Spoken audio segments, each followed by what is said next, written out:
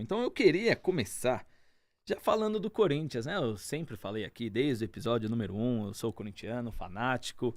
Igual o Pedrão falou, há uns tempos atrás a gente falava, meu Deus, será que vai cair? Pelo amor de Deus. Aí quando parece que vai ficar tudo bem, aí 6 vitórias seguidas, 7 jogos sem perder, o Corinthians ali próximo de uma vaga da pré-Libertadores que a gente nem esperava, muitos nem acreditavam.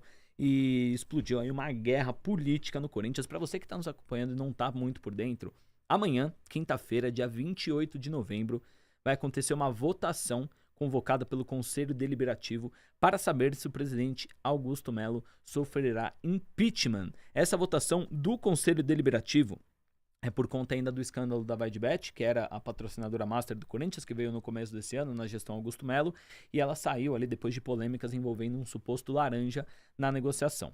Além dessa votação de amanhã, teve mais uma novidade sobre o caso na segunda-feira, foi segunda-feira à noite, que o CORE, que é o Conselho de Orientação do Corinthians, ele sugeriu um pedido de impeachment também para Augusto Melo, mas por um outro motivo, por falta de documentação que o órgão acabou reprovando o balanço financeiro do Corinthians. Então amanhã tem a votação do Conselho Deliberativo para saber se terá impeachment ou não, e tem também essa nova sugestão do CORE. E o que vai ser amanhã? Como que vai funcionar? É uma votação secreta e é votação simples. Se tiver um voto a mais para impeachment, é impeachment. O Augusto Melo perde ali o cargo de presidente imediatamente e quem assumiria no lugar dele é o Osmar Stabile, que é o primeiro vice.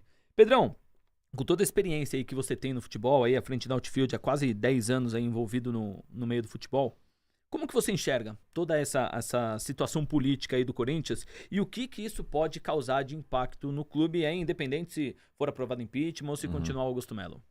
Cara, acho que você tocou na palavra que bem resume isso e resume muito da história do futebol brasileiro nesses últimos, 120, 130 anos, que é a política, né? O futebol, ele acaba estando extremamente entremeado com política, né? A maior parte dos clubes aí, a gente já tem quase 70 SAFs em operação no Brasil, mas, se eu não me engano, é algo em torno de 650 clubes filiados à CBF, então a gente ainda tem aí 90% dos clubes majoritariamente como associações, e isso acarreta em associações que têm um organismo muito político, algumas mais, outras menos, mas como a gente falou aqui na abertura, quanto maior o clube, maior o interesse, maior a exposição, muito possivelmente você vai ter um contexto político também que tem um impacto ainda maior no dia a dia do clube, no dia a dia da operação, e o Corinthians não é diferente, né? O Corinthians tem todas as complexidades operacionais dele, né? Tem o lado positivo de ser Corinthians, né? A marca, o tamanho da torcida, a relevância do clube de futebol brasileiro, futebol mundial, mas você tem as complexidades de operar uma nave desse tamanho aí,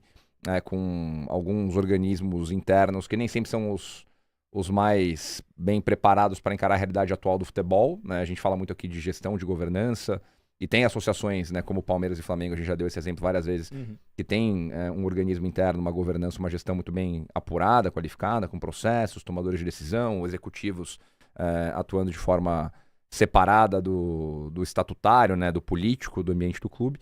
E o Corinthians, ele, por uma série de razões, ele acaba tendo essas duas coisas andando muito juntas, né? A gente não vê e nunca não viu na história do Corinthians um presidente que não fosse muito atuante, né? Que não fosse a cara da gestão, que não fosse o grande comunicador com a torcida, tomador de decisão, etc. O que não significa que não tenham bons tomadores de decisão lá, pelo contrário, né? Hoje tem pessoas muito qualificadas trabalhando no clube, tentando fazer com que a operação continue rodando, mesmo alheia ao cenário político criado. É importante lembrar, né, que a gente falou disso aqui há alguns meses atrás, né? O Corinthians tem uma situação financeira extremamente delicada, por mais que o campo tenha dado respostas positivas nesses últimos 2 meses, a situação financeira é duríssima, né? Até hoje aqui, a gente está batendo esse papo agora, o Corinthians acabou de aprovar um plano de pagamento na CNRD, né, que a gente já falou de CNRD aqui algumas vezes, que até uma tese de investimento que a Altitude tem, que olha para dívidas que transitam dentro dessa Câmara Arbitral na CBF.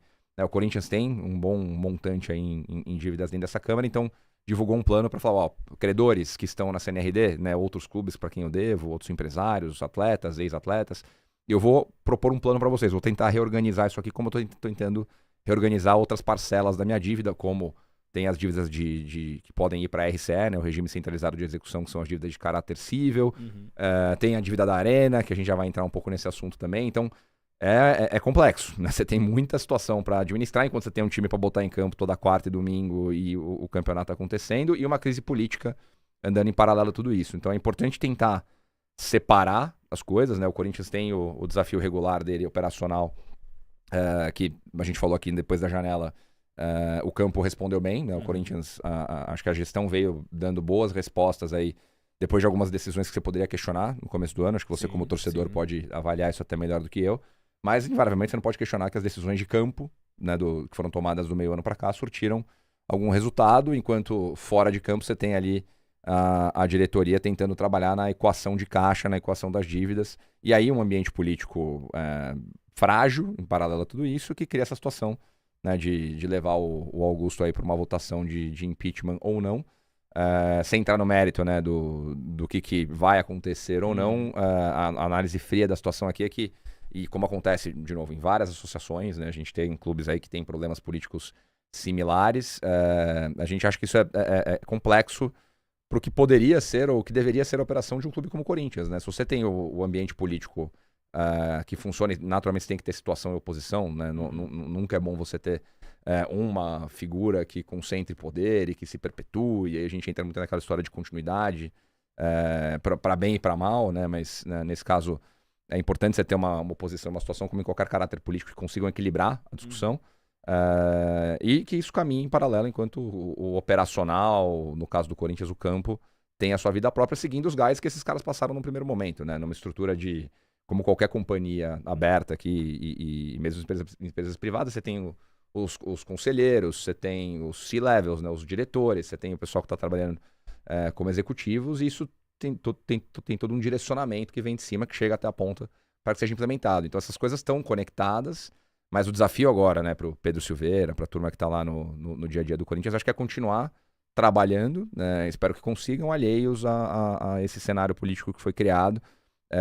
E, de novo, não sei, né, o que vai acontecer, qual que é o mérito das questões que estão sendo endereçadas, mas cria-se uma crise política no momento que o Corinthians poderia estar falando sobre 2025, sobre né, equacionar as dívidas e focar mais na equação das dívidas. Então, eu acho que é bastante contraproducente você ter que passar por um processo desse de novo, sem entrar no mérito, se está certo, se está errado. Sim. Pode ser que o impeachment faça sentido juridicamente falando, que o Augusto tenha feito coisa errada, a gente não sabe, não tem como dizer isso, mas o processo político desgasta o que poderia ser uma operação muito mais estável, e isso não acontece só no Corinthians, acontece no futebol brasileiro como um todo, nesses 80%, 90% de associações que a gente ainda tem, né, atuando no mercado. Eu acho que vai muito, Pedrão, no que o Isabella, que é um dos conselheiros do Corinthians, ele falou, porque o caso da VaidBet, ele ainda está sendo julgado ali pela justiça, então não tem uma definição. Se o Corinthians foi errado e a VaidBet é inocente, ou se a VaidBet acabou errando, ou se os dois ali foram vítimas de uma história, então não tem ali uma definição jurídica mesmo do que aconteceu. E a maior briga da torcida, que eu tenho acompanhado bastante esse assunto, é exatamente isso. Nem a polícia, nem a justiça ainda sabe o certo ou errado, né? Por que convocar essa... E você tem presunção de inocência para considerar, né? É parte do nosso regime jurídico enquanto nação. Então... Todo mundo é inocente, né? Até que se prove o contrário. E até teve pichações no Parque São Jorge ontem, a torcida fazendo uma pressão, até aplicando isso a um suposto golpe, né? De tentativa de retomada de poder ali do Corinthians. Realmente acho que não foi o timing certo. Igual você falou, você um torcedor do Corinthians talvez tenha mais base para falar. Isso não inocenta Augusto de alguns erros do começo do ano. Claro. Quem lembra bem ali, quando o Corinthians começou muito mal o Paulistão, ele manda embora o Mano Menezes e ele vai contratar o Márcio Zanardi, que na época era treinador de São Bernardo. Já estava tudo certo, parece que ele já tinha até se despedido dos jogadores, e aí eles viram numa cláusula do Paulistão que o Zanardi não poderia treinar o time, porque já tinha treinado. Então, são erros, assim, teve o caso do Lucas Veríssimo também, que ficou muito falado ali na torcida do Corinthians. Então, erros aconteceram. Mas agora esse timing desse pedido de impeachment, acho que ali passou um pouquinho do ponto. E Pedrão, eu estava até pesquisando assim, alguns casos no futebol brasileiro de presidente que caiu por impeachment. Eu achei 2. Teve o José Carlos Pérez, do Santos, em 2020, mais recente. Sim. Teve o Edmundo Santos Silva, do Flamengo, em 2012, né, que já não faz tanto tempo assim. Mas na era pré-Eduardo Bandeira, né? Como a gente conversou aqui a respeito com o Mauro César Pereira. Verdade. Você lembra de algum outro caso, assim, que eu realmente pesquisei e não encontrei recentes, assim, casos de impeachment? Cara, eu acho que, assim, não me vem à cabeça agora também. Acho que tem situações aí de presidentes que renunciam, saem no meio, mas de impeachment com e usando o termo crise política de novo para ilustrar o que está acontecendo desse jeito, que aí é um processo já longo, né, que está acontecendo, desde que teve a história da Vai de Bet, que vieram à tona aí alguns personagens políticos do clube falando que isso era inaceitável, o Corinthians não poderia passar por isso. Abriram suas investigações e ainda estamos nesse processo, como você falou. Mas é uma crise política, né, aguda e que está durando alguns meses como essa, eu honestamente não me lembro de ter visto aqui desde que a gente começou no mercado, né? Há 9 anos aí.